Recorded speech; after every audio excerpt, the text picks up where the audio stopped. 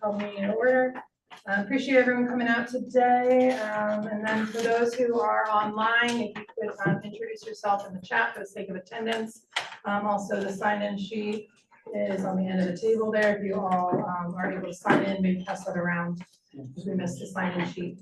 The agenda packet got sent out with consent agenda a little bit earlier than last month. We appreciate you guys and your patience as we have some staff changes at the HLA and working with me to get the agenda done. So can you pass it over for consent agenda? Yeah, did anyone have time to look at last September and October's, as well as I believe the charter that also was included in this?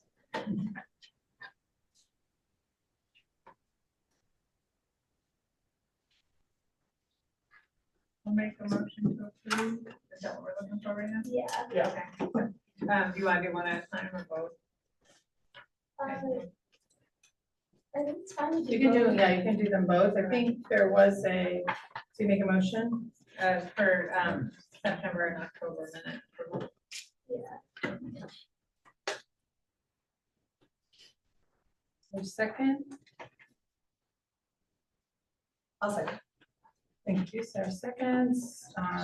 Discussion, any comment? Gary, I think you had asked a question about your attendance. I've answered my own question. Okay, good. I was like, I think I saw what the issue was, so, okay, so make sure you guys. The coffee, I'm good. Okay, September 1st, October, okay, good. All right, so, minutes passed, thanks everyone.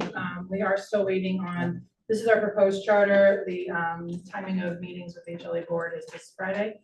So hopefully that will be approved and we'll have that for next month's meeting. They were, the COC board was sent an invite for today's meeting. If they had any comments or feedback that they want to offer a little bit more insight into the committee. There's no one in person, I don't think, from, or we have our lived experience who's already part of this committee, but I don't know if there's any additional staff people online. Excuse me. With that, we will move into subcommittee updates and then have kind of just open discussion. There are a lot of kind of timelines and different things going on. So.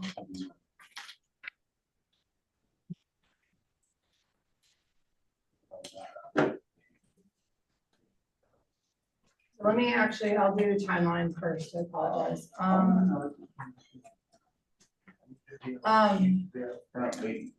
So we are in November, obviously. Board was invited for today's meeting. Board is reviewing kind of our updates, like I said, our charter and also our recommended survey at the end of this week with any recommendations due back. Survey should be finalized this week as well, pending, of course, HUD changes, which will allow time for translation. Marketing, recruitment, we're going to get into the subcommittee updates on these, but our hope was that these documents were already finalized, but we'll talk about that in the subcommittee, that they are near completion, and hopefully get an update on that soon. Recruitment is also kind of pending some of that marketing material. But I did want to talk about marketing with recruitment. If there were any agencies or partners that we've been missing or that we need to re-engage with as part of the discussion for point in time. Some people back, please. Anybody in discussion on that? Are there? So we're working on just getting those marketing materials finalized, which we have a lot of discussion on that. Thank you. Dominic, can you ask your question again? Yeah, on the recruitment, is that there's agencies that we need to be starting to reach out to that maybe haven't been engaged in the past couple of years, or partnerships that we need to be mindful of for this year. So directions had changed from to Melinda, so that might be someone that you might need to re-engage so that they understand, can help.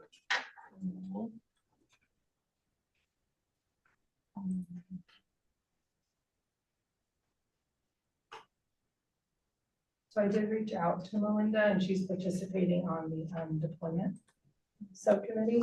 And I've asked for involvement of her staff for leadership. So I'm also hopeful that the promotion of point in time at the COC board meeting will get some involvement. And I can't see if she's on the meeting. I'm sorry, what did you say? She's on. No, I said I couldn't tell, but I can't.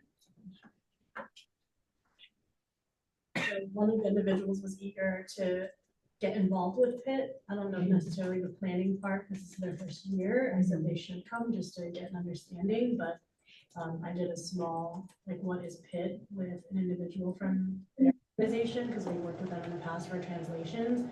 And I emphasized our need for folks that can deploy with the Spanish survey that would be able to explain it. And they're sending it to the administrative team and the rest of their agency to gauge interest. For translation, actually, we'll come back to that, sorry. All right, December. I'll take that box here, you don't mind. Yeah. Trying to pull them up for my peeps. Yeah.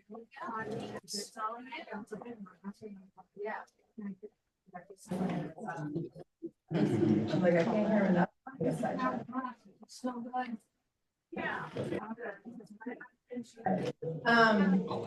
December, we got beta testing for survey still, deployment zones, finalization, Spanish translation, survey schedule, and recruitment push. So I should, recruitment should be starting this week. I'm very hopeful for that. But it's been, and finalization. Yeah. And for law enforcement, we are coming up with a different registration process because it was very challenging last year. Obviously for there, we are coming up with like a parallel registration, and then we're also involving the Pinellas County Sheriff's Office technology early on in the process to ensure that is smoother this year for all law enforcement. And then also any additional, like we're kind of on the fence on whether or not to have outreach register in that way too, if they're not going to be deployed into regular assignment. So if, and that's why I'm looking at you guys right now. So for outreach, and maybe you as well, Arrow, is your outreach team, do you want them plugged into a traditional zone, or are you having them kind of fill in those gaps throughout the day?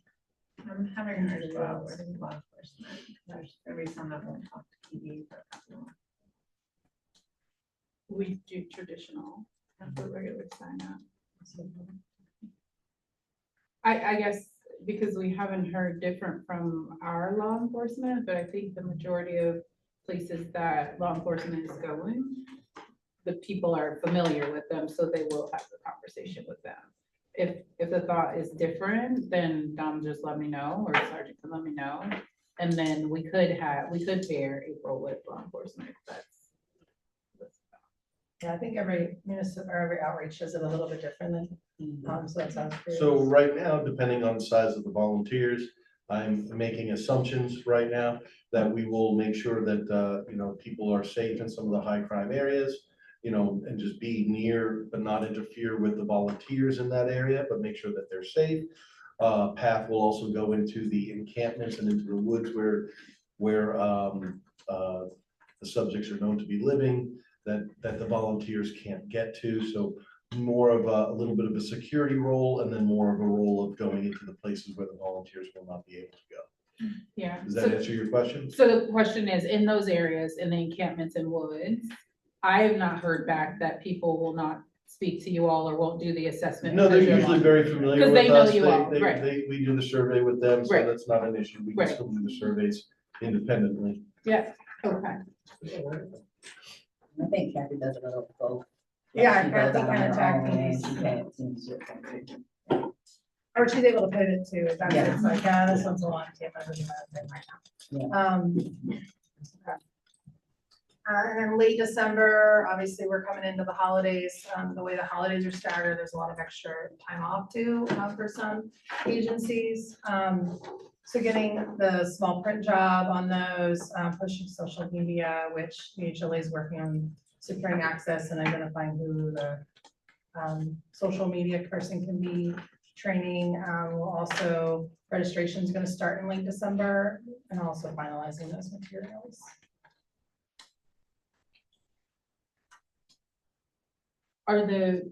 When is the push for, and I might have just overlooked it. I see the training schedule finalized. So when would we send out the information to our teams for registration? Hopefully registration is ready within the week. Okay. So depending on however you all do that as an agency, like we're gonna be pushing it out through our HR actually this year, so it'd be part of their newsletter for the timing of that, but then also our internal department will be getting it as well. Okay. Yeah, so ideally the sooner the better, because we are kind of like, we're already in November now. Right. But hopefully all our volunteers will kind of be registered. It'd be kind of that. Hopefully they'll be registered by mid-December. So I guess what I'm asking is the marketing materials are slated to be finalized by the end of the week so that we know what we're sending out. Hopefully, yes, but we'll get a marketing update. Yeah. Okay. Yep. Perfect. Thank you. Yes. I have a question back, it was maybe back on screen though. We talked about doing the Giving Tuesday thing as a fundraiser for the point in time. That's in November, right? Is it the November, is that the day? I think it's early December. Yeah, it's just Oh, it's right after Thanksgiving, right? Tuesday. That's Tuesday after after Thanksgiving. Tuesday, okay. So, I was gonna ask that later, so, but we can ask it now because it is obviously relevant. HLA, as far as the extra incentives and recruitment was there any decision reached on how that was gonna be done? It was dependent on how much we need to raise, that we were talking internally about. The budget of that. So at this time, based off what Victoria had provided, she was doing about, I think it was 2,200 incentives to allow for the 1,200 or so surveys. I don't know her math on that, to be honest, but that is how much she had emailed us out for what she had done for batching and different things like that.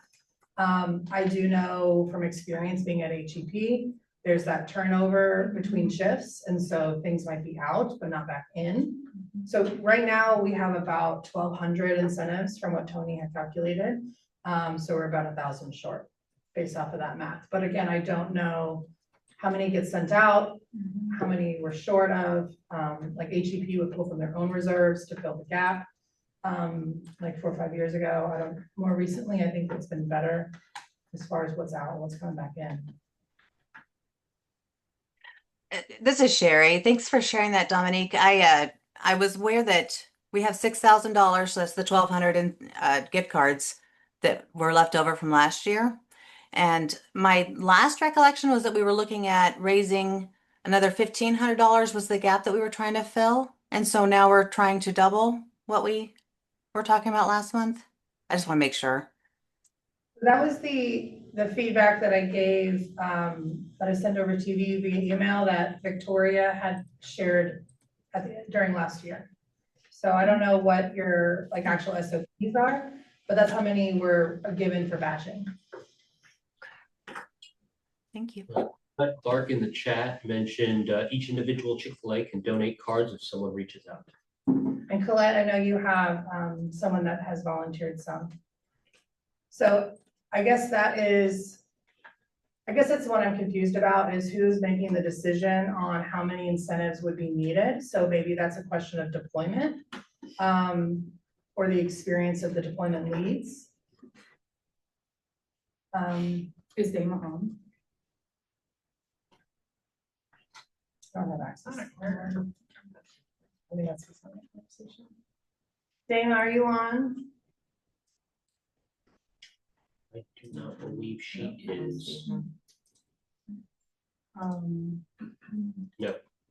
We're gonna meet Friday on something else, so, but I will. Because what you guys had reported in the last, the subcommittee when I was sitting in, is that the numbers were good. Like, you guys had a good amount of supplies, that was what was reported at the last deployment subcommittee. So I was like, well, what are those numbers? And so I started digging through emails and found an email from Victoria before we were batching. And that's where the 2,200 came from. Yeah, but I feel like, at least I can only speak to St. Pete. I called Dama out, even Kevin came out with additional, bless you, cards at the time. I ended up coming back because we didn't have enough just for the one space that we were in at St. Vincent de Paul. And so I'm not sure, what I am not sure of is how we determine what the thought is of how many surveys we'll do in that area. I guess we could kind of maybe look at how many actual surveys happened in that area and make that determination that way. It might be too late to do things that way, but maybe that would give us a better idea of. Last year was kind of an anomaly because we didn't do as many surveys as we would normally do. So maybe between last year and the year before, if it's not too much work to kind of figure out how many surveys were done in that area, then we can determine, okay, we need 50 for St. Vincent de Paul because we do everybody inside the courtyard and everybody who might be anywhere in that area and over at Unity Park. Maybe that might be a thought on how we can determine how many more. I think St. Pete as deployment, because that's where I've been the most recently, it would just be kind of like a 20 or 25 pack. Yeah, that's what it was. And that's what it was. So if we minimally did every, like one chunk of time, the 9 to 12, say, how many zones we have times 25, like, I feel like there's a pretty easy calculation to it. And I feel like that's what. But that wasn't Victoria did enough, is what something I'm of saying. For yours, right? Yeah, for But then St. Vincent de others Paul. had not, like, came back with all 25. And Yeah. that's the inequity that we find ourselves with how many do we give each team and how many extras do we have on reserve. Yeah. I think the turnover between the morning shift and the afternoon shift has been resolved because there's a bigger break now. But that was really the biggest issue, was the morning crew kind of came back before the afternoon crew went back down. So based on the numbers that I provided, I think it was last week, St. Pete did do 298 surveys, which was almost double. Clearwater, Dunedin, Largo only did 87, Leland, Tarpon Springs 13, and then our unassigned counties or first responder counties were 82. So you do see a vast majority of them. So it may just be that we need to just properly coordinate on where those cards go based on the amount of surveys that we normally do in that area. Now, of course, that's completed surveys, Cat 1 and Cat 2. That's not necessarily encounters, because we did give away more cards than we actually did surveys of, because we did encounter people, did surveys. Those could be duplicates, they could have been breakoffs or what have you, and they still got a card. Yeah. So sorry, that 200, you said 200-ish for St. Pete. 298, almost 300. That was the deduplicated, or is that the? That is the Total deduplicated surveys. category 1 Okay, and category 2 clients. Yeah, because I'm wondering how with the total surveys, because I mean, I think it was 650 versus 1,100, right? It was almost half. It of was the a lot, surveys yeah, were but taken out of those 1,100, not everyone got a card. Right. You know, if they broke off early, they didn't get a card. If the person said I didn't want to and refused, and the person still started the survey, they wouldn't get a card. So it'd be kind of difficult to tell if who got a card or not unless we put like a check mark in the survey or something, you know, gave a card or something like that. That might help if that's something that we could do at the end of the survey to just get volunteers to mark whether or not they provided a card. Well, maybe we, in the smaller areas, just do batches of 10 for some of the small ones, and then the bigger zones where we know, I think most of the deployment places know their hotspots. We could either do some packs of 2 or 25 or whatever to get those for the area. But I guess the other thing is, like this year, we're fortunate that we're going in with a surplus from last year. But if we just use up those this year, then we're going to be behind for next year too. So I think it would still be good to at least try and get some more so we have a little buffer. Well, I think that's the thing, right? Like, obviously, if there's 1,200 left over, 2,200 was a lot last year, right? Like, obviously, that's a lot. But again, it's that where are they at what time? Because I'll use law enforcement as an example. They receive a whole batch, and I don't know, some teams I've heard get 5 each, some teams don't even use them when they do the incentives for the surveys. How did you guys split those up for your team? Usually we just, start out with giving, last year, I think it was Winn-Dixie cards. Yeah, but did each officer have like 5 with them? Yeah, each and officer then- had about 6, Okay, and then, if they completed 6 surveys, they would come get Come more. I back think to we get went to whatever Yeah. that location was, and we had to pick up a couple extra. and I know Ortiz gave me a large chunk back, so maybe it's just we're oversaturating it. But also, again, when you're talking about 20 officers, let's just do 20 times 5, right? Easy math, that's 100 cards, but they might have only done 30 surveys, right? So yeah, there's a surplus of 70, but then that one officer has none and this other officer has all of them, that's whatever the formula is, I'm open, I don't. Internally, usually one officer is responsible for getting the cards, and then he'll distribute them in his agency the way he wants. And then if there's any surplus, it gets turned into him and he returns them, or if they need extras, we contact, I think last year was Dana, and she was at the whatever facility that is right off 31st, and, we go pick up extras if we need. That is one thing, like, I feel like definitely for all the law enforcement, they should, be aware their deployment sites can be that resource for extra stuff if they run out of stuff, so they're not going all the way back to. I think in the past, each agency has worked it out amongst themselves, and it worked out fine. So when counting, I went ahead and batched cards by 10 counts. So we've got nice little 10 count stacks. Easy, and then, I mean, I think each place really knows where their hotspots are, each deployment site, give extra cards to that area, or it's even potentially based on volunteers. If you have an area, you're saying more volunteers because there's a bigger count. So I guess I kind of hear, I mean, we're kind of talking, so I just wanted to try and sum it up. So it sounds like we are asking for deployment to have a recommendation. And then, as we said before, HLA finding kind of the solution to get us there. And maybe that's a counter recommendation too. So does that sound good to everyone, or anything else we need to? Dominique, may I ask a question? Of course. Because last year, I'm a little bit newer to this. So last year, I remember that was the first year. Tell me if I'm wrong, but prior to last year was bus passes, right? And then last year was the first year that the Winn-Dixie cards were purchased. I know that was the first year for Winn-Dixie, but prior to that, were there other incentives that were passed out besides bus passes? No, it's only bus passes. Okay, because so then I can, for what we ended up spending from HLA was $10,000 last year towards those Winn-Dixie cards total. So just to give people a baseline of where we were last year and what that would have purchased.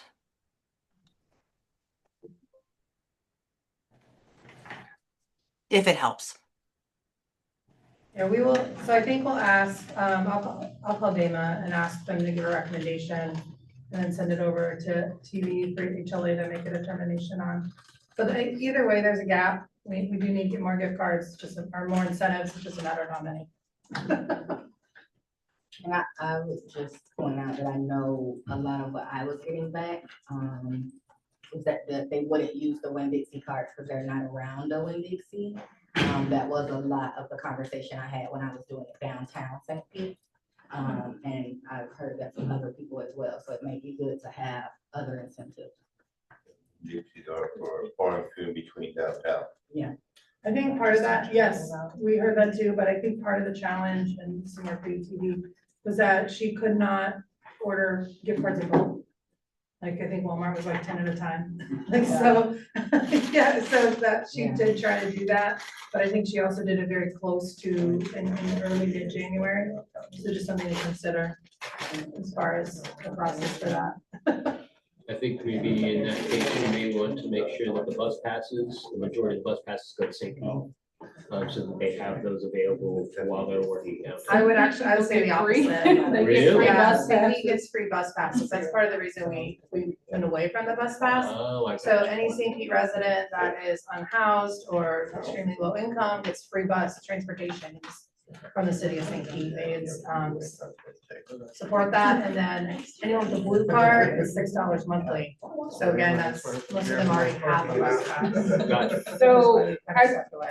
I think, tell me if Veterans are I'm free wrong, bus passes work well for you all. Yes, They work well for PD as incentives, because we do give bus Yeah. passes to our PAC team. But I think they work well because of where people are and where they meet them at.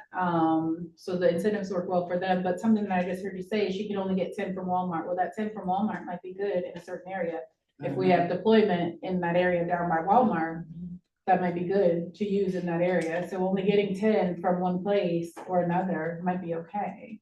Everybody. It's just a doesn't matter get of it. time, starting in Yeah. earlier. Yeah. That's what I was saying. I think, the bus passes work good for me too, like, the people, they were kind of weird about the Winn-Dixie, but, I mean, I have no issue with that. if you want to make the incentive for all law enforcement officers for bus passes and the volunteers can give whatever, the bus passes work great for law enforcement. I wonder if they're just not expressing to you all that we don't want the bus pass, like, No, they ask No, they for it. ask for it. Yeah, I get asked, I get- We spend $500 on Uh-uh, bus they passes ask for for it. them. Yeah, yeah. I get Because asked they ask daily, for it. daily Yeah. for bus passes, and then I Do teach they them ask how to for get bus them, passes? Yeah. and they still ask for bus passes. Yeah. Do they ask for bus passes? They've been fell apart because of high demand. for the Yeah. bus pass. And I even make them do the application. Oh. Yeah. Okay, So, it's a little different. yeah, so if someone's stuck in that situation, we have that, but we've talked about like some alternative for like a day that he's off or something. Okay. So that, thank you for sharing that. I was just gonna jot that down. that you guys- PAC does transport as well, but I think it's a good way for them to build rapport. Yeah. Like, oh, Officer Bilboni, I need to do this, can you give me a bus pass? Okay, fine, and then they'll come back to him, so I think that works well.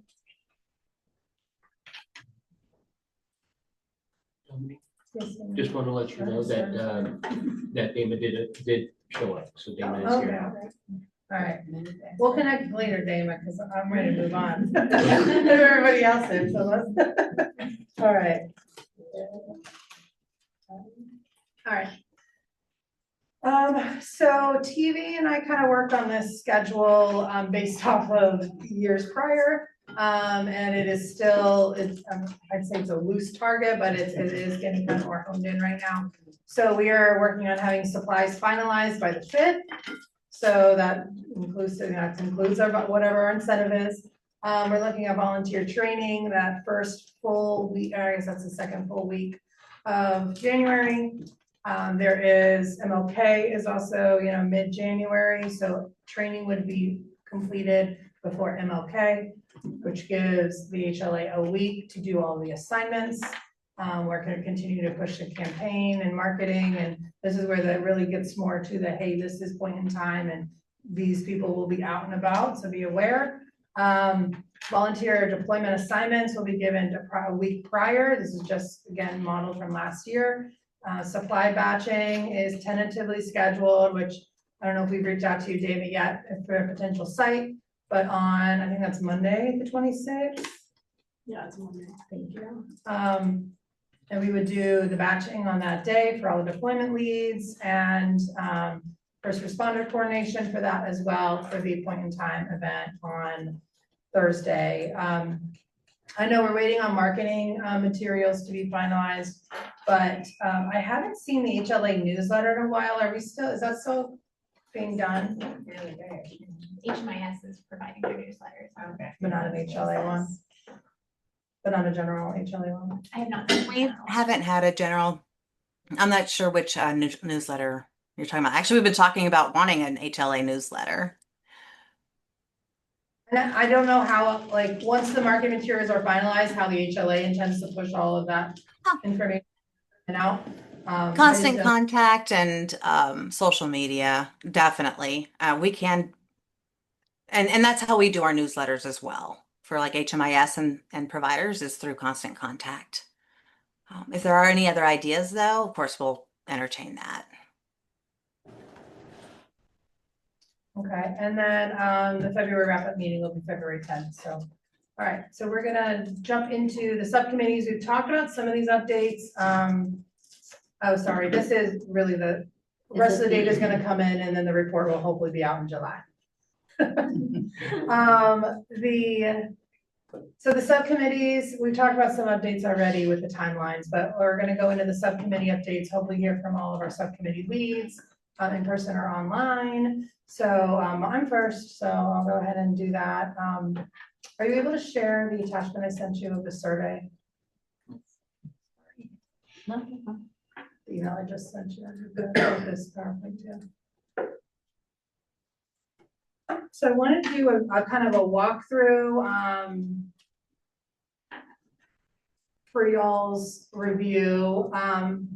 We were able to eliminate some questions, so this subcommittee included lived experience, COC board, we had outreach, we had municipalities, I'm sure I'm missing someone, we had HLA representation.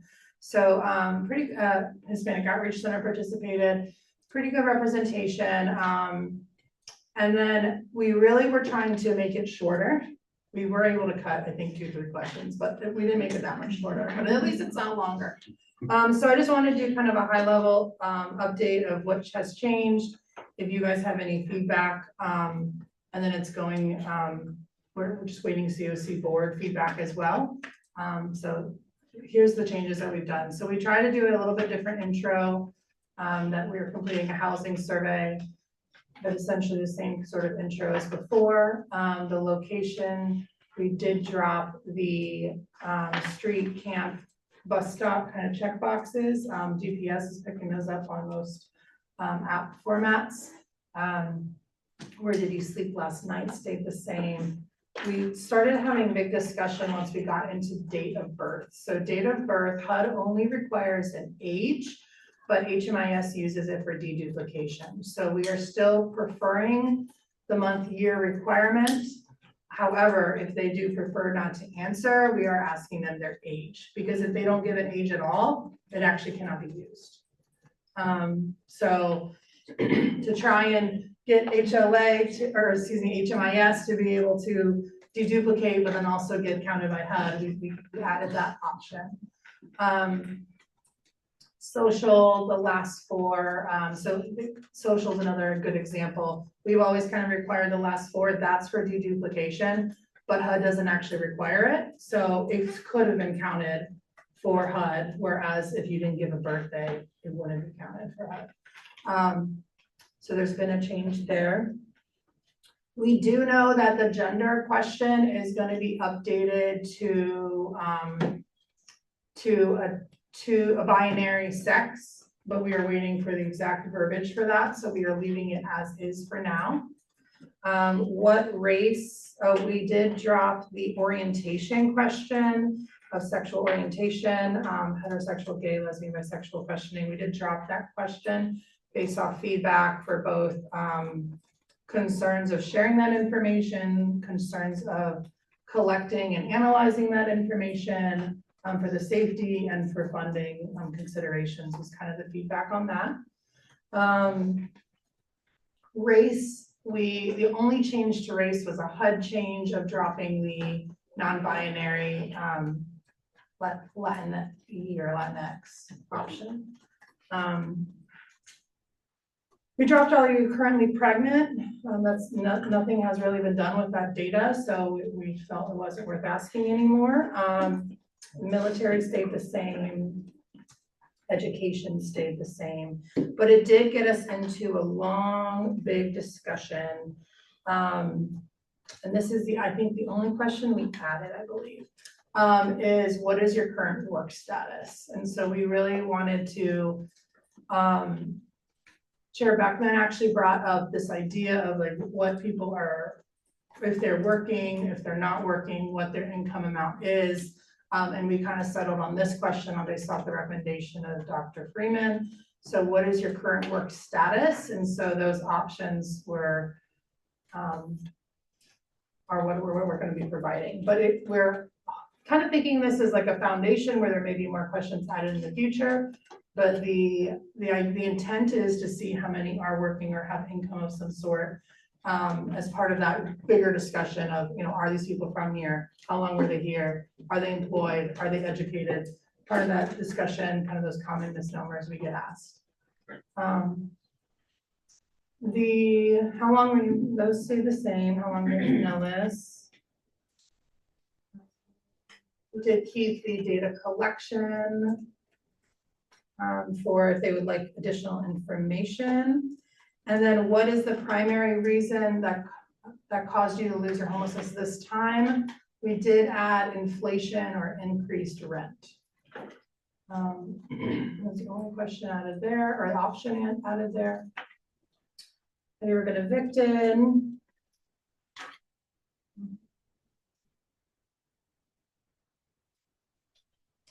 And then, sorry, I lost my, okay. Sorry, what? Jail.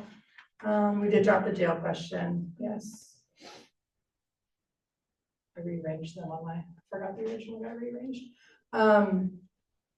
So have you been in jail or prison within the past 12 months? We did drop that because again, really nothing was done with the data.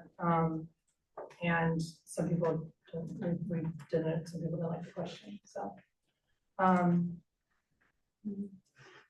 You got a question? No, just doing it out of my head, like.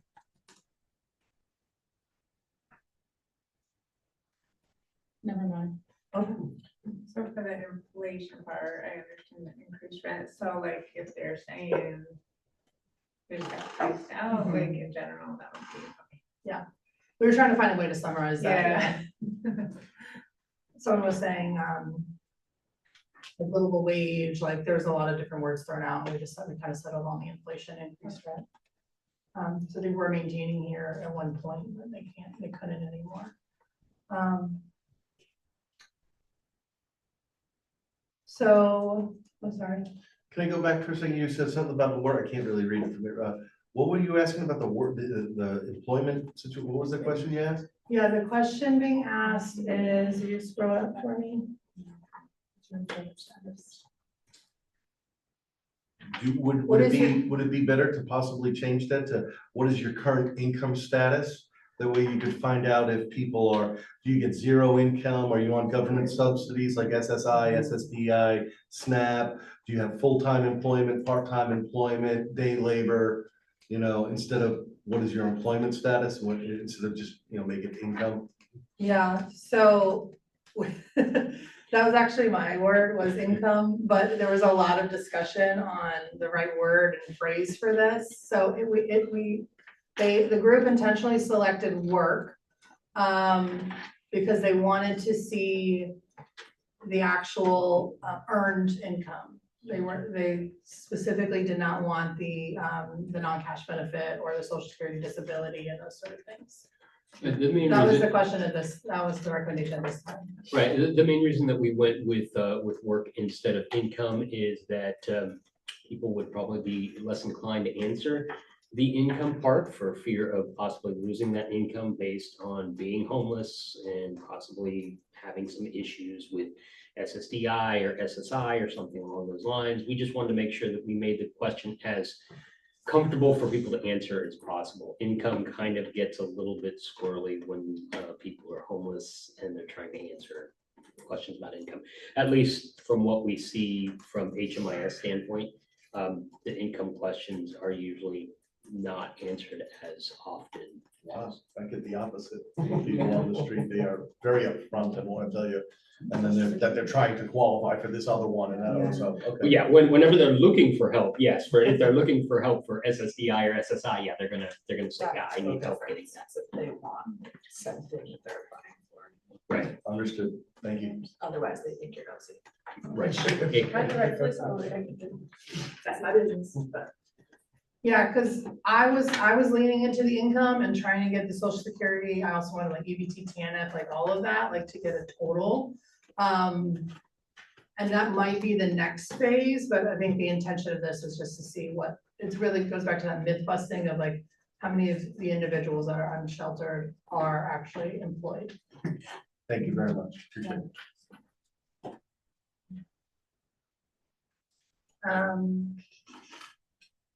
The main reason calls you, have you ever been evicted? So number 15 and then number 16. So 16, 17, 18, we rearranged these ones again. So in the past, it was 17, 18, and then 16. And this has to do with the chronic homeless definition. So if you have to be literally homeless for 12 months or longer, or 4 more times in the past 3 years that equals 12 months or more, right? And so that math equation is a little cumbersome and confusing. So this asks the same. So the first question, number 16, is trying to get, are you currently homeless for 12 months or more? And then if not, then it will go into, it will actually, if it doesn't equal 365 or higher, it will then go into questions 17 and 18 to try and get to the 4 more times in the past 12 months it equals, or 4 more times in the past 3 years it equals 12 months or more. So the questions stay the same, they just got rearranged, and then there will be logic in the digital survey where you're not asking the second and third question. There. Back to the other income one real quick, just to know when the analysis is done, it would be good to be able to break out the people that responded that are under 62, X% was working, and the ones over 62, you can still say how many are working, but I think that's important because we have so many seniors becoming homeless too. And so we don't want to lump everybody into that, you know? Yeah. I don't know if Dr. Gerhard is on, but the final question was recommendation from other surveys he does, so I'll give that back to him. So you're good, because we did that. We had people who were retired and had to go back to work. I mean, we had so many options for that. Yeah, we don't need that many, but we can take the data based on age and, you know, they can break it out back down and see. So that's how the logic changed on 16, 17, and 18. So that will reduce 2 questions on the digital if they have been unhoused for 12 months or longer. Number 19 stayed the same. That is a HUD question. For the required disabilities. Actually, the rest of the questions, yep, the rest of the survey all stayed the same. So health services or medical clinic, and then are they survivor and are they currently fleeing? So that is the recommendation. That's the changes. Like I said, it did get rid of like 2-3 questions, and we did add the 1 question. So any feedback or recommendations? Dominique, can you read the question? It's, I can't remember the full verbiage, that's why I'm asking for it again, but inflation and something, like being costed out, essentially. Yeah, that's number 14. So what is the main reason that caused you to lose your permanent housing this time? And it's check 1 of like those 10 options there. I don't know if you can zoom in, but there's 1, 2. You don't read them out to them, you wait for them. Right. Yeah, you kind of hear their story and then select the one. This question is always super challenging. Sure. We used to have like a video about the little drama, because typically it's one of many things. Right.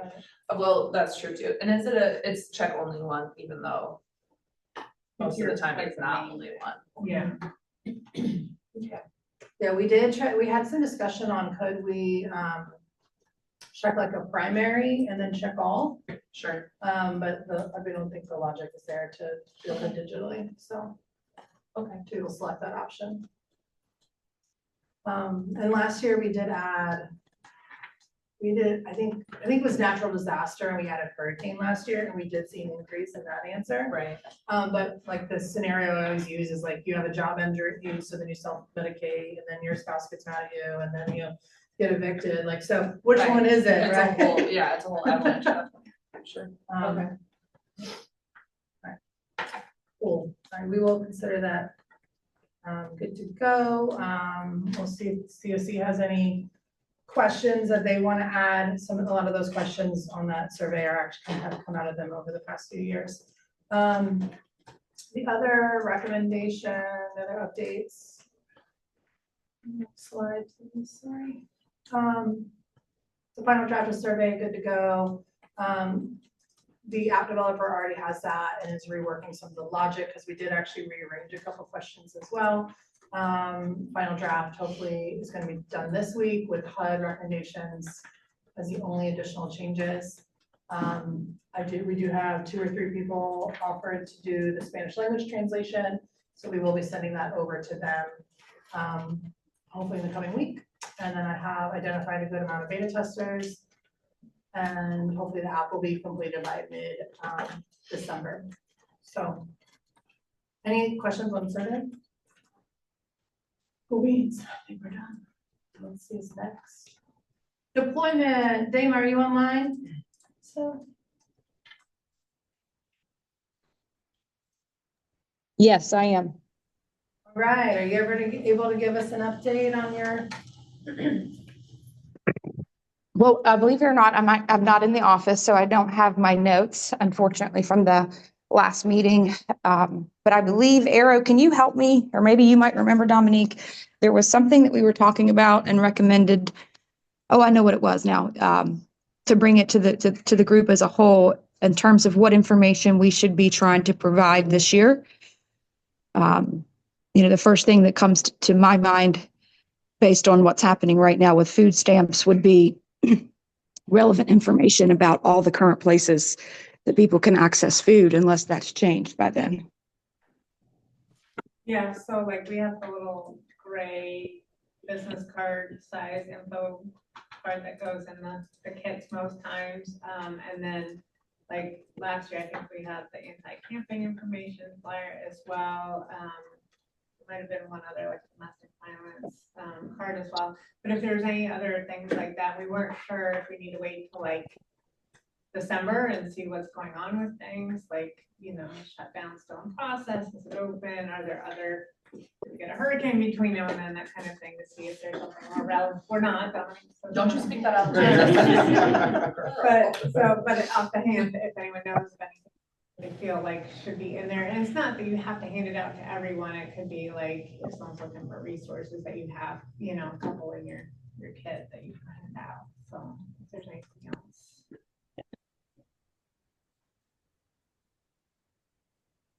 And so we offer, the county does help for the homeless cards, which are those little trifold business card size.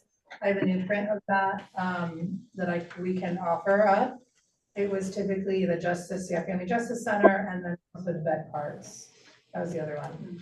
So I don't know if those are helpful or not, or if maybe the question here is, do we make like one consolidated, like quarter-page document, that is specific to part-time? I think that's easier, finding all the cards and making sure that everybody has them. Just because your team lead isn't always next to everyone, so I know I keep everything in the folder, and if they ask for it, they have it, but to have them going through their survey and digging in their pocket trying to figure out what they need is a lot. But I think the quarter sheet size makes sense, depending on what's going on at the time. I recommend we revisit this in December and see what's happening. I'm sure it changes fast. Yeah. So Colette mentioned in the chat, Feeding Tampa Bay's website, you can enter the zip code and it will bring up any food pantries in 5 to 10 miles. I do this for our food distribution sites. They also have a bunch of new emergency lists that they just put out this last week Also, first for contact. pop-ups in like 5 counties. Yeah, that's pretty cool. When they did that. But it's only good as if the person has the ability to take that information at that moment. True. And if they don't, then I like having the little cards, like saying, hey, okay, I hear you say you had some DB concerns. Here's this card. Let me give you this so that you'll know where this is at. That's good. But I think having it all on one sheet does help instead of me looking for, wait a minute, do I need this card or this card? So having it on one sheet helps by revisiting it depending upon what's going on makes sense. we're not gonna be, we don't need that negativity in our life. Never mind, we're gonna be great in December, so. Well, that may be a non-issue by then too. It so that's the is. thing. It's gonna be a It's gotta non-issue. claim and manifest it. Right. We're not doing this negative stuff, it's gonna be great. Yeah, today it's gonna be a new record when we shut down, all right. Any other deployment updates? I think the other. I think that was the biggest one to bring back to the committee as a whole. Yeah, I think so, honestly. I think the other thing we talked about was just, looking at like the maps we print out or whatever, so people know the areas. We talked about, the EMS grids are a layer that's already in the countywide I always get around GIS, I was gonna say GPS, not to say, but then we could use that kind of as like blocking off and printing areas on the map, like here's your area where this group can go to and that group and so forth, and versus having it be like, the zip codes are good, I think politically for reporting, like people, can, and the public can relate to the zip codes, which they can pull from the heat maps. But the grids will help kind of people understand what areas to go and it relates to. Yeah, so for, I'll use Pinellas Park as an example. There's a deployment zone that's like 5-6 different parks, right? But they might be 3 EMS districts, so we would actually be able to give them like a box or rectangle that said, here's your boundaries, basically. Rather than the 5 parks, which the 5 parks would also be listed, but because obviously the city boundaries and zip code boundaries can get a little hairy. I did send some more. They might have sent you more places for deployment. Did you see my email? Oh, okay, great. I have not had a chance to update that again, but it will be before our next meeting. Are there any cities or areas that we see any gaps in?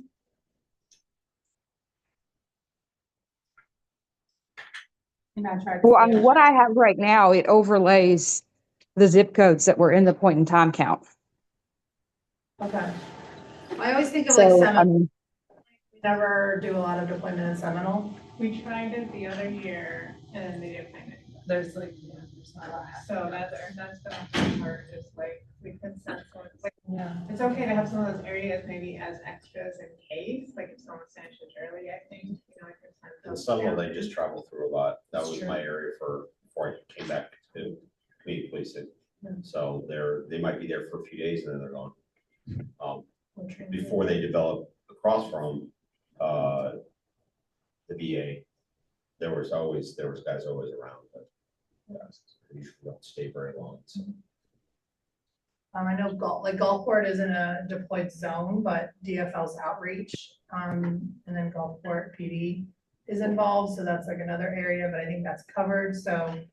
I was gonna work with Sheriff on, Palm Harbor, there's a few places that I'm finding people.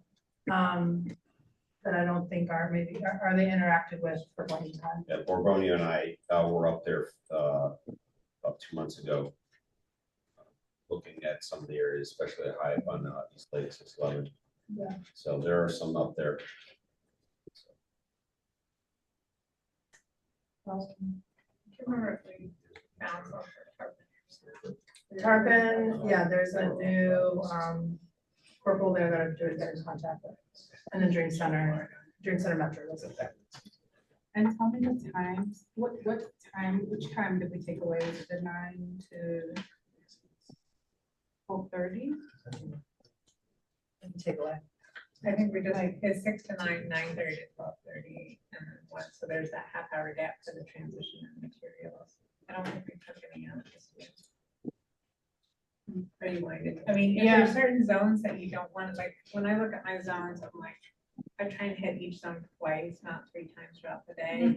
So I'll base it based on where I think the people will be at different times, like first thing in the morning versus once they're out and about. So you can put that on your. I did info that. everything That's on. kind If of what I there's ones highlighted. You don't think need to go on every shift, and just know what are the key ones. So I know last year, I feel like at the briefing and the year before that at the briefing, we kind of talked about, do we need to have all this many time zones? So I'm out at the 6 to 9, same people are coming out from 9:30 to 12 in the same area. I did the 9:30 to 12 as well. We aren't talking to anybody that I didn't just see 6 to 9. And so I did highlight that in some of the areas on our spreadsheet, Dama, just so you know, like maybe we can get rid of deployment in this specific area at this time, because we're already there early in the morning. I feel like people are there early in the morning because that's where they wake up. But the rest of the day, they're not there. It is their goal to not be there. So I don't know if we're not utilizing people in areas where maybe they could be utilized because we I have them think go. we should talk about that offline. I went through that with Kathy for Clearwater, and she kind of did the same thing based on what Clearwater Police Department was doing. Okay. And I know, Tony, in the past, I don't think you did it this year though, because it wasn't asked, was how many surveys were completed in each zone at each time? Right. Because last year we spent a lot of time on should we get rid of a zone? Yeah. So, or we get rid of a time block. Mm-hmm. It's like Tampa or Hillsborough, you guys don't do the entire day, right? Yeah. Yeah, the zones, because of the shortened period of time that we had last year to get everything set up, since the hurricanes kind of delayed us, we didn't get a chance to actually go into the app and draw out all of those specific deployment zones. So we didn't have that layer available during the survey to where we could see, okay, these surveys are happening here, these surveys are happening, let's start moving people to other areas. We are gonna do it this year though. We've already started to discuss that in that deployment meeting. Redistributing those zones to make those zones a little bit easier for us to map out. Based on the, not having to have two perpendicular and two parallel, roads in order to actually create a decent zone. So we're talking about the amount of people like going from 9 to 12 versus how much we're getting from 1 to 4. That's what they were bringing up. Yeah. Right, So but like that 1 to 4 analysis. in that specific deployment zone as opposed to 9 to 12 in that system. Exactly. Because we still use the, I call them nicknames, the S4, We the do, yeah, we S5 do or still whatever. use it. So we could still look at that data if you guys wanted it, but I think that's the thing, trends change so quickly. Right, but also they didn't necessarily have to switch that, to move to a different area, because the GPS was taking it where they were, so I mean, We're hoping to drop that this year with the. Right. Right, for the registrations, we talked a little bit about, like, last year, I ended up with a ton in that 9:30 to 12:30, but we would have had more impact if we had more at that 6 to 9. So I'm not sure if we can make more slots available. I don't know how your other areas are. I don't know if that's something we can adjust or not, how many available slots there. Yeah. I mean, you guys, that would be part of the deployment, so. Yeah. I don't know how you guys felt, St. Peter, Clearwater. I'm the same. And so Damon, did you hear Arrow? We talked about. I did not. I missed a little bit of the meeting before, but I was at the meeting. So I guess we just need to talk about how we can determine how many slots we have for each time. And if we're going to get rid of some of the time slots, that part that we talked about, we can take offline. I think Tony will be able to get us the data that shows how many surveys were done within a specific time block in a specific zone. Is that right? Is that what you said? I can't do time blocks in specific zones because we don't have data on the surveys that were completed in those zones. We have data on who was assigned to those zones and the surveys that person completed, but that doesn't necessarily mean they completed them in that zone, in the assignment, because we did move people around quite a bit. And even though they may have been assigned, say, zone S4, they may have completed it in zone M12 or something along those lines. So the assigned zone did not match up with the longitude and latitude data from the actual completed survey. The only thing we were able to track based on those was the which county, north, south, or mid county. Okay. I heard that completely different. I don't know what I heard first time. But I thought I heard is, anyway, it don't even matter what I thought I heard, because what you said is different than what I thought. So, okay. So the You can surveys pull the aren't zone. Geo and time tagged? Well, that's what I was thinking. If They it are or not? I don't, Yeah, it doesn't matter necessarily the person that did it and where they were assigned. It matters, can you pull all the zones that were done from 6 to 9 AM in zone S1? Right. No, I Okay, can do all of the surveys that were done in a specific area at that time as far as North County, Mid County, or South County. okay, But we did not have a layer got it. for those zones. Makes The only sense. thing we could do is Well, it's get, not a layer, it was a question at the beginning. It's one of the questions. right, that's the survey that we didn't actually have a question on which survey zone you're in. We just had the assigned zone data. We didn't have an answer to what zone are you surveying in. We just had the area on where they were assigned. Is Okay. that something that we can layer in slash? That's what we're should layering be in this doing year for for sure. year, Yes. so that we don't have to do this again? Okay. Correct. This was only last year because we Got didn't it. have the ability to do it in time Okay. based on the rush that we had to do in order to get that data done. We Okay. had decided to do north, south, and mid-county this past year. That was new from Oh. years past. Okay. So the problem is drawing out those municipalities Mhm. in order to create south, mid, and north counties. It wasn't something that I was able to do. ArcGIS, Pinellas County was able to provide us with those. Basically because of the way that you have to draw out those areas within a layer. Municipalities can be interesting, right? You can have a hole in the middle of a municipality that is not part of that municipality. So if you're trying to draw out a municipality, you have to be able to draw in those holes. Right. ArcGIS, with the level of access that HLA had, wasn't able to do that. We couldn't create holes within them, so I couldn't create true maps. So they had to do it for us at that point. I think that. This year, it's a little bit different with the new emergency sections, because that's something we already have. I can easily import that in and then label those, so that going forward, we can now be able to put that information, overlay that on top of our heat maps, and we know exactly which surveys were done where and what. I think even looking at the data, if we knew we probably could have hit more people at that 6 to 9, we just didn't have enough volunteers. The past data is not gonna help us on that. I think it's more the experiential data, knowing that first thing in the morning is a prime time to hit the surveying. So but it's not the time that most people want to volunteer either.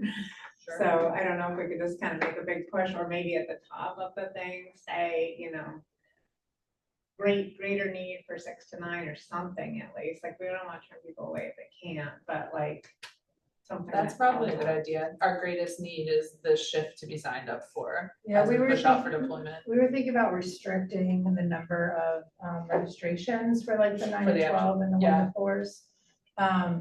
Obviously, those that get trained and those that actually deploy, so it would still be an inflated number. Yeah. But, showing that we needed more in that early morning. Is there a way, like, if you do clip the numbers for the mid-morning and afternoon shifts, to then like send something to, I don't know if like that's gonna be automated. This is way outside my wheelhouse of knowledge, so forgive me if this is a stupid question, but if they could get sort of like an automatic reply that's like, thank you so much for your interest, would you rather come up from 6 to 9, because that's where our greatest need is, because we know you wanna volunteer, help us out. Is that a thing? I will tell you that when an Or is that automated ridiculous? thing, in the past, it was a voluntold thing. So, hey, we're doing it from an agency, we're Fair. gonna, Okay. and that Victoria facilitated all of those kind of moves and shifts. Okay. Based off of, her relationship with people. So I'll tell you, for thinking of that from a city perspective, people work according to the time that they work. And Right. so 8 to 5 is when they work. Right. So 6 to 9 is not gonna happen, especially if we are looking at our hourly employees who are punching a clock to Right. come in. Right. It's I know not gonna specifically happen. people, like from my personal experience in team, it's tiny humans and getting them off to school / daycare and then Yeah. getting to wherever their deployment zone is, that can be really challenging too, so. Yeah. And then some people want to work an early shift, so they get, they're done at 2, so. Right. Yeah. Be done for the day. And that may be at least like a flexibility thing we can ask some of our partner agencies at least, is to like, They're willing to flex allow their their day. managers to flex their time or something if they do start early for those that day. Yeah. for our agency, it's flex. I talked to Yeah. our admin and told them yes, do it that way, so sometimes you just gotta, know the right person. Doesn't hurt to ask, and we might have For sure. retirees or age groups that don't know. Any questions for deployment? All right, I'll go on to the next. Marketing, so. I'm gonna give it over to you. So Sarah was. So Zen might be online. chair, but we hadn't heard, now she's on PTO until November 10th, so we went ahead and met. It was Suzanne, Sophie, and myself. We are going to update the materials to reflect Pitt's date this year. That was really kind of all that needs to be updated, other than training dates and registration once we have the link. So I met with Dapo last week to get the registration updated and out. We're hoping to make it less convoluted, because I think last year there was a lot on the sign up page on ArcGIS, if anyone remembers it, like make your account, then go here, then go here. It's just like, if you had an account, you just sign in. If you didn't have an account, you create one and then you sign in and then you're registered. So we'll be finalizing that hopefully by tomorrow, if not today, I think. And then I'll be able to test it, and then we'll have the links to update, and we'll update all the QR codes on everything. And then once we finalize that by the end of this week, we're looking at next week possibly working on any translated materials, maybe like very bare minimum translated to Spanish, if we can get those out. And then we'll be able to start pushing for registration. Perfect. Yes, the volunteer registration in general, it should be a two-part process this year, hopefully. I did have a question for training, which I know you all have updates today too, but once you have your dates, we can make materials for advertising for that too. And then, any questions for marketing? So marketing is essentially, it's gonna be similar, but just updated with new dates and times, so. Training subcommittee, is Blossom online by chance? Or Not, I can get it. So we've been meeting every 2 weeks, for our training. We now have everybody that say they want to be a trainer. So we're gonna be sending out emails, for our next meeting that we'll be having in 2 weeks to be able to get, dates for when they would like to start training. I think we're gonna be doing it, January 9th through the 16th, is our hope. And then we'll get all the information over to TV once we complete all of our trainings as well. And then TV and HMIS is going to help assist with the training videos that we're going to also be making as well. Am I missing anything else we spoke about? Got it. Are you? I feel like you guys thought you were in a good place with, How many trainers we need? I think we, me and Blossom, we decided that we're all good with how many trainers we have. And it's just about now getting them on board and putting down the dates they're gonna be training. actually. Yeah, I think we have about eight right now. Unless that you had a few more, April, I think we're at 8. 8 with us included. So I don't know if Yes. Colette is, she did send me an email that she is willing to train. That's Dream Center, so they typically do their own training as well. So I will forward that to April and Blossom, so you have that. And then Copeland has willingly agreed to be Blink our. twice if you need help. Right. I didn't wanna. I know a lot of people are grateful for your sacrifice, and so am I. We need. We're all gonna start begging, I'm like, come on, people. But Copeland is gonna be doing the law enforcement training. As of right now, we haven't talked about this, but essentially the plan was that we were gonna do one big training. Pinellas Park has a place that we can probably use, so we will secure that date. I was thinking the week of the point in time, that way it's super fresh and we can give the incentives out there, so we're not having to duplicate the incentive election. So it'd be that week of the 24th or whatever. 26th. 26th, so that Monday, Tuesday was kind of what I was thinking. And then, oh, Should we sorry. add it to the, I mean, it's most of about the regular, but I guess we could add it to the meeting for. We'll add you to the, and then Colette said she would do it, so, we'll coordinate on that training in January. That will be closed, will be law enforcement only.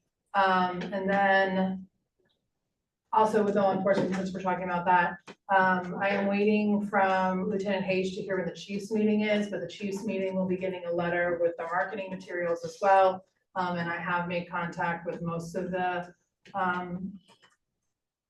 community policing, so to make sure that we have some of that support and that crossover from last year with the transitions of staff and promotions and things like that, retirements. I think we're in a good place with y'all's training, and again, the registration is changing. So the civilian, the everybody registration is a two-part process: confirm, sign in, and then register to volunteer. And then the law enforcement will just be confirm, sign in. So, hopefully that will go well. Any other training? I think we're good.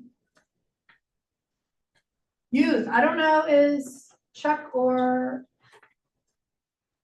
Tom online? This is Thomas Toy. Chuck is not available, but he gave me the report and we've been working together. And so I'll give the Youth Outreach Subcommittee report if that's okay. Please, thank you. You're welcome. And you see some notes right here. We did meet on October 15th. One of our first goals was to identify and recruit additional strategic members, and we've been active in doing that.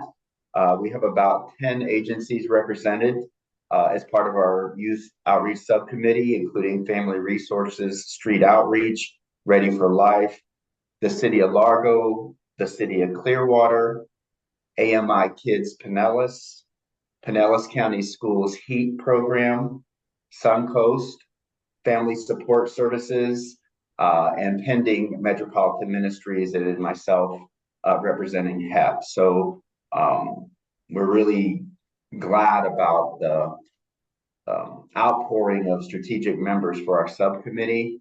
Our main focus right now is to glean information from these subcommittee members on areas frequented by unhoused youth and the best way to reach them. And we had some great input on our first meeting on October 15th, and we actually meet tomorrow on November the 5th at 11 a.m. Great. So I was really excited to hear the diversity of providers. I think that will also increase potentially our recruitment for the overall point in time. One of the questions from Chuck was, and I think there you guys are deciding it tomorrow, was do we stay focused on plugging into deployment, plugging into marketing and how to, who to advertise to about it? Or there's a potential for them to become another kind of block party host site, specifically at Ready for Life. So they're talking through that with the new partners that they have involved in this, and will let us know. And I believe, Chuck, after our meeting tomorrow on the 5th, Damien, Chuck will probably reach out to you at some point to coordinate and touch base with the deployment subcommittee. But we want to meet tomorrow, have a little bit more direction and input from our members, and then reach out to the deployment subcommittee. Sounds good. So many questions for you. All right, thank you. All right. Got through it. Any open discussion? Any additional comments or tasks going on? Nothing in the chat online? Nothing in the chat. Okay. Perfect. With that, does anyone want to, here, this is with the numbers we've kind of had going on, but again, we're waiting for marketing and recruitment and all of that. We'll really start pushing this. If there's no objections, anybody want to make a motion? in the meeting? Motion to adjourn. There we go. Thank you. Philipponi and Arrow, thank you.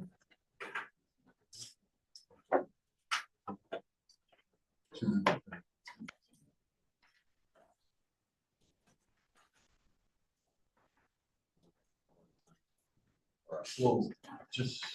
I'm seriously,